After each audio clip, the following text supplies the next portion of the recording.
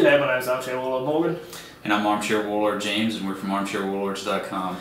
This is part 3 of our Character Class for Beginners series. We're going to discuss the utilities component of a party. Today I'm going to walk James through creating a utility role character, and I'll be taking the role of a GM who's going to talk him through all the rules and what he needs to do. Alright, so James, you're going to be fulfilling a utility role within the party with this character. So the standard utility type classes are your rogues, bards and rangers. So rogues are your sneak attack, picking locks, cutting purses type character. Your bards are your performance, buffing and knowledge type characters, and rangers are more your sort of martial, laying down damage and ranged characters.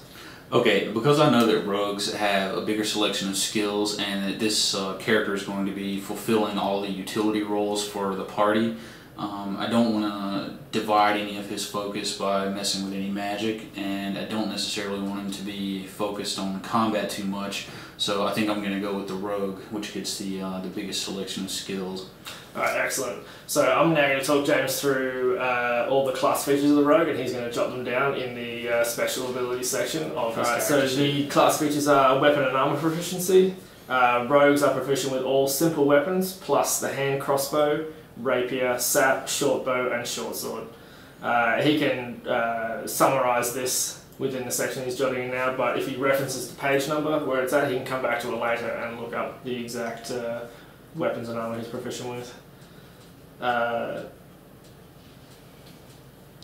Rogues have a sneak attack. Now sneak attacks can be quite devastating even from a very early part of the character, so from low levels. Basically, if your target is denied a dexterity bonus, should he be flat-footed or surprised, then the rogue, if he's successful, can apply sneak attack damage, which is extra d6s onto his attack bonus.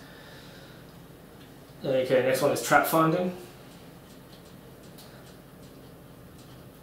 So a rogue will add half of her level to perception skill checks made to locate traps. Okay, now I'm going to have James jot down what his class skills are. He can do this by simply filling in the box next to the list of skills that he's got there on the right hand side of his character sheet. So the rogue class skills are acrobatics, appraise, bluff, climb, craft, diplomacy, disable device, disguise, escape artist, intimidate, knowledge dungeoneering, knowledge local, linguistics, perception, perform, profession, sense motive, sleight of hand, stealth, swim, and use magic device. So as you stated before, rogues have probably the best class skill selection in the game. The next thing I'm going to do is have James fill out the details from the character table within the rogue section on page 69. So he'll go to level 1, and so his base attack bonus will be +0, his fortitude save will be +0, his reflex save will be +2, will save will be +0, and the special features is sneak attack and trap finding. Okay, now I'm going to have James select a race for his character. The typical races for a rogue or a utility role within a party is your halfling, half-elf, elf or human. So James, what race do you feel would sort of suit your role that you would like? Okay, well, I kind of want this rogue to be more skill-based and not necessarily combat-based. So I want him to have a good selection of skills, and I want him to be able to move around a lot, and even though he's not going to be doing a lot of damage, I want him to be able to create some disruption on the battlefield, such as providing flanking bonuses to my teammates, denying bonuses to enemies, and moving around a lot and being in a lot of places, avoiding being hit, and focusing more on getting in quick sneak attacks and running away instead of trying to stand and go toe to toe with an enemy. I also want him to be very useful in the utility abilities that this class is all about. So I want him to have something that has bonuses to those utility abilities, and something that will give him, you know, more versatility on the field. So I know from experience that, you know, humans are really good because they get the feat and the skill bonuses, and that elves, a lot of people will play elves as rogues because they get the bonus to dexterity and intelligence.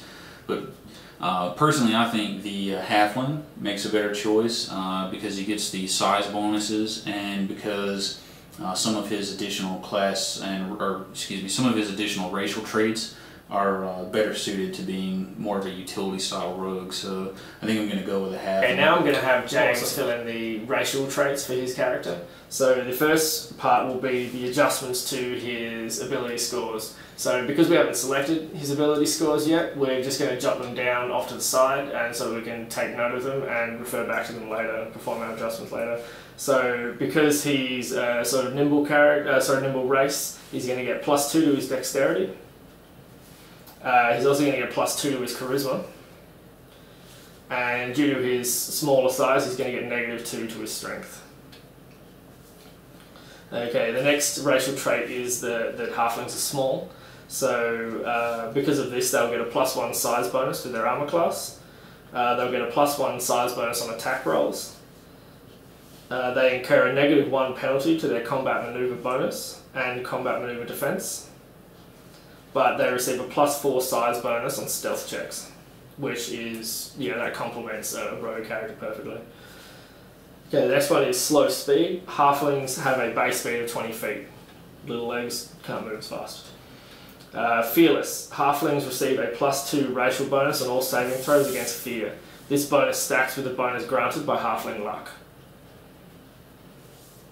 Okay, halfling luck. Halflings receive a +1 racial bonus on all saving throws.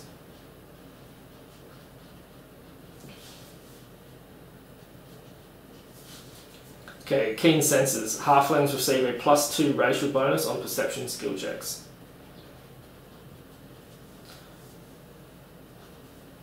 Next one is sure-footed. Halflings receive a +2 racial bonus on acrobatics and climb skill checks. Okay, next one is weapon familiarity.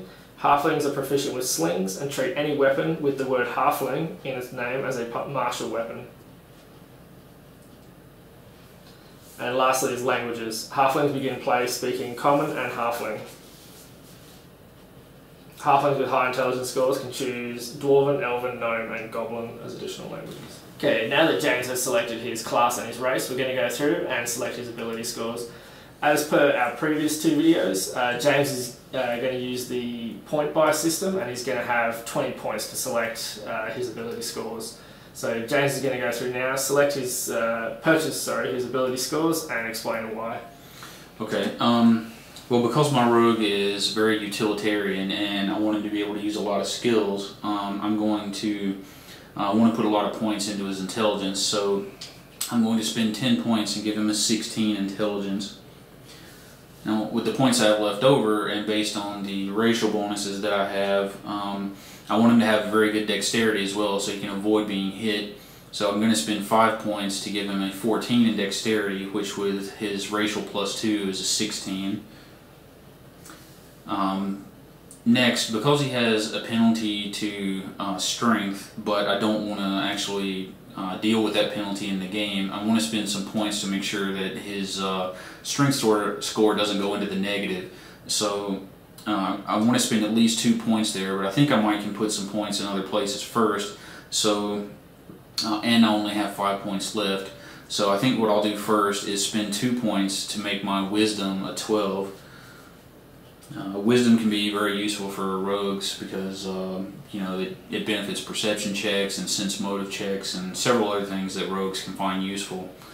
So then I'll spend the remaining 3 points to give myself an 11 in strength. And that leaves me with a 10 in constitution and a base 10 in charisma, which with my racial +2 makes that a 12. So the lowest score I have is constitution. Now, rogues in Pathfinder are a little bit better than rogues in the original D20 because they have a D8 for hit points instead of a D6. So, and because he's going to be spending a lot of his time avoiding being hit at all, I think I'm alright taking the risk of not giving him a bonus in Constitution. and it works out good having a 12 in charisma because, again, several skills that rogues find useful, like bluff and several other things, benefit from good charisma. So. Alright, so now I'm going to have James select his skills.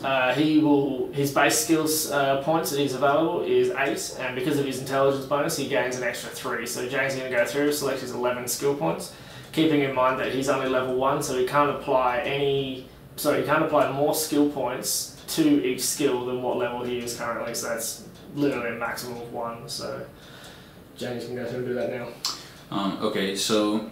Because my racial benefits gave me +2 acrobatics and climb, and I want to be able to use those skills in the game very well, I'm going to spend a point in acrobatics and a point in climb. Also, because I'm a rogue, and because fencing stolen goods or exchanging money is going to be something that I do regularly, I'm going to put 1 in appraise, so I'll be able to help my party determine which loot's the most valuable. Also, because I'm a rogue, one thing that I want to make sure of is that I have all of the core rogue skills covered. These are the ones that usually only rogues can do, and the ones that the party's going to be relying on me most heavily to do. And this is disable device, so I'll be able to get rid of traps, and sleight of hand, so I'll be able to pick locks or rob people if I need to. I'm also going to take my point in knowledge dungeoneering, so I'll be able to help us get around dungeons better. And also stealth, so I can hide. And since I already get a +4 from being a halfling, that makes my my stealth skill quite high for a starting character. And because that's a character class skill, he will receive a natural +3 to that skill as well, so that will be pretty impressive for a first level character. Yeah, so halfling rogues actually start the game out being able, if you put a 16 in dexterity, you're rolling at a +11 on your stealth. That's pretty significant for a first level character. And I'm going to put my other points in a couple of things that I find useful, like escape artist, which will allow me to wiggle out of tight situations, or if maybe the party gets captured, I might be able to actually slip the bonds and help everyone else get free. And I'm going to put points in swimming. Since I'll probably be the one wearing light armor, and I'm also a little bit physical. If anything, like if I need to swim across water or maybe dive down into a pool and retrieve something, I might be better at that than a wizard who's also not wearing much armor, but I think it'll work better if I do it. And I'm going to put a point in perception, which will help me spot traps or unusual things in a dungeon. And for my last point, I'm going to take it in knowledge local. That way I can help find, hard to find vendors or, things like that in a town whenever my party happens to go through that. So. Alright, so this part of the video we're going to discuss the feats. James, because he's a halfling, doesn't get any bonus feats, and for being a rogue he just gets the base single feat to choose from. So James would now consult the table and go through a pick a feat which would complement either his skills or his acrobatics, or something that's going to essentially benefit him in his rogue abilities. Okay.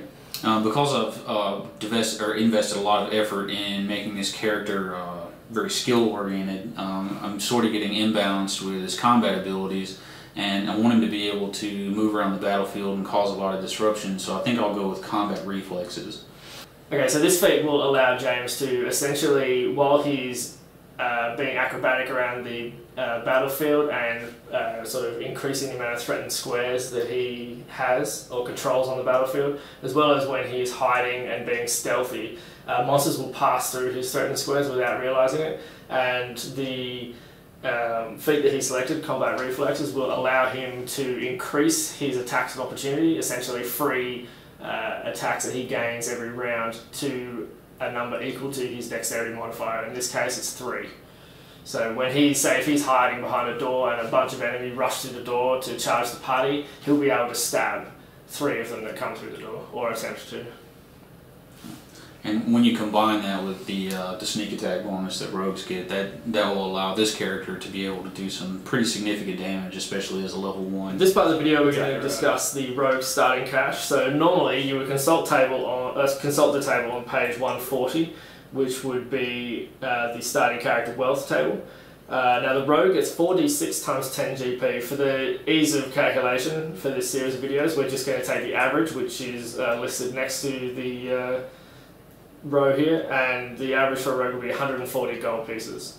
So James will jot that down on a piece of scratch paper, and we'll just take note of how much he's able to spend, because he's going to go through and make a list of everything he wants, and he's going to have to cross out that total rather quickly. Okay, the next thing he's going to do is select a weapon. So for rogues and for sort of smaller rogues, such as the halfling race he's playing, he's going to be wanting to select, you know, sort of smaller, light weapons which will complement his abilities and sneak attack. Okay. Along those lines, I think I'll take a rapier. Normally, this kind of character wouldn't be proficient in rapier, but rogues are an exception. They get the rapier proficiency to start with, and because the rapier has a higher threat range, since I'm a small character with no strength bonus, I'm not going to be doing a whole lot of base damage. I want to increase the probability that I can score a critical hit and do some real damage to an enemy. So I'm going to take the rapier as a main weapon. At this point, it's important to note, because James is a small character, he should take the small category weapon, which will unfortunately lower the damage of his rapier to a base of 1d4. And also, as with the other characters that we've created here, and following along the lines of being smart about various situations that I might get into, I'm going to take a dagger as a backup. Again, daggers are always handy when you need a small light weapon to utilise when you may be being grappled, or you're bound, or you may be swallowed, and that always helps to cut your way out of a beast. Additionally, because my character is based on dexterity more than strength, I might be the sole person in the party who's good at ranged combat, so I'm going to take a light crossbow as well. This will allow me to fire from positions of advantage if I want to, and also the crossbow does 1d6 damage, which is higher than either of my melee weapons. Okay, the next part will be armor and shields. So James will typically, because of the money he has and the type of character he's playing, will typically select armor from the light armor categories. So of those four, I think in order to maximize my character's abilities and to not suffer any armor check penalties, and because again he's going to be focused more on avoiding being hit than on trying to absorb hits, I'm going to go with just simple leather armor. It's only a +2 armor bonus, but it has a really high maximum dexterity in case I increase my dexterity later on, and there's no armor check penalty, and it's pretty light as well. And since I'm a small guy with not much strength, I don't want to get overburdened with too much equipment. Okay, the next part would be James would go through and select what goods he would like to carry around. So this will include your more mundane options, which you would require for typical adventuring, so backpacks, bedrolls, rope, grappling hooks, thieves' tools, things like this. Also, because I'm a rogue, and as he just mentioned, I want to make sure I have a set of thieves' tools, because otherwise, you know, disabling traps or picking locks, I'm going to be doing huge penalties. So I have to make sure I invest the gold into thieves' tools, and at 30 gold pieces, it's a serious investment. So you have to make sure that you balance your funding. And also, because I have a little bit of money left over, I'm going to pick up a few odds and ends type things that I think will be useful, such as a crowbar, a hooded lantern if we're ever in a situation where perhaps a light spell isn't an option, or a torch is too cumbersome. I can hook a lantern onto my belt to provide us with some light. And I'm going to take a couple of other things like caltrops. Caltrops are something I can throw down into the path of an enemy and make it harder for them to get to me, or to create obstacles on the battlefield. And also I'm going to take some chalk so that when I'm discovering traps or hazardous areas, I can mark them off easily so that the rest of the party knows where they're at and knows where to step and how to follow me to avoid getting damaged. Excellent. So I'll have James now jot down all those items.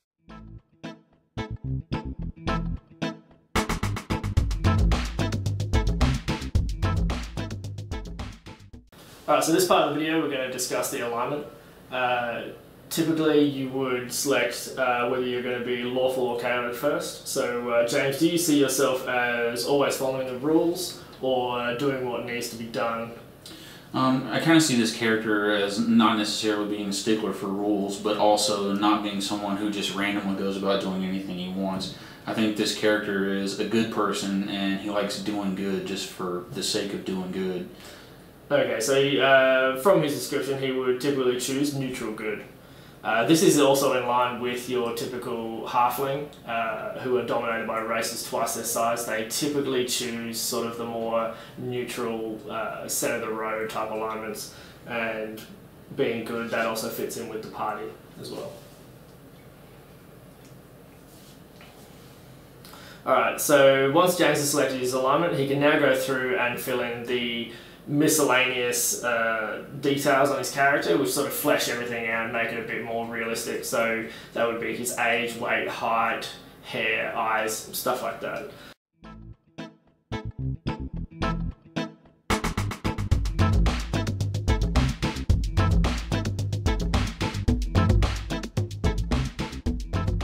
Right, so as you can see, creating a first level rogue in Pathfinder is very straightforward. If you just follow the simple steps, you can bash one out in, if you know what you're doing, 5-10 minutes. If you're a bit of a novice, you can sit down with your GM and talk it through with him and be done in less than half an hour.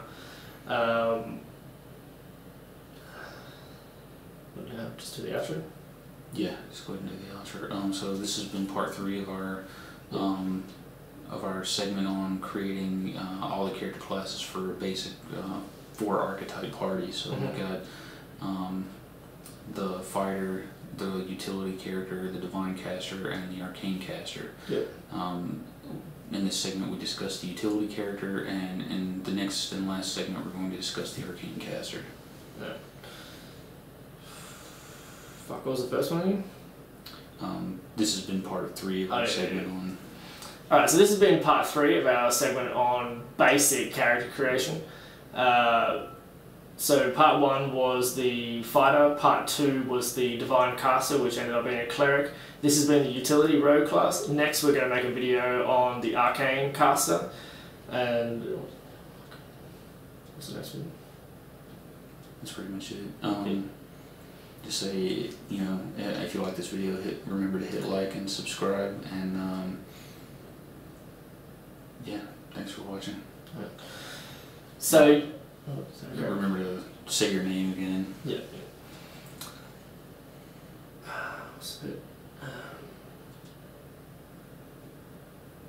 Alright, thank you very much for watching.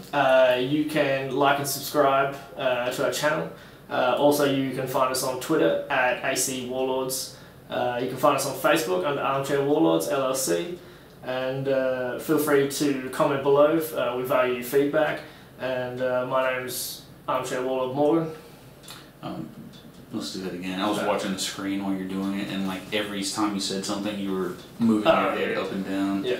Like this part, try to focus on looking at the camera. Good. Alright, so this has been part 3 of our character creation for beginners series. First we discussed the fighter in part 1, part 2 was the divine caster, the cleric. This has been the utility video, and next we're going to make an arcane caster. Fuck. It's fine, just don't move. Yeah. What's the next bit? If you like this video, remember to hit like and subscribe to our channel if you want to see more videos like this. Yeah. Remember to hit like on this video and subscribe to our channel if you want to be notified of when we put up new videos.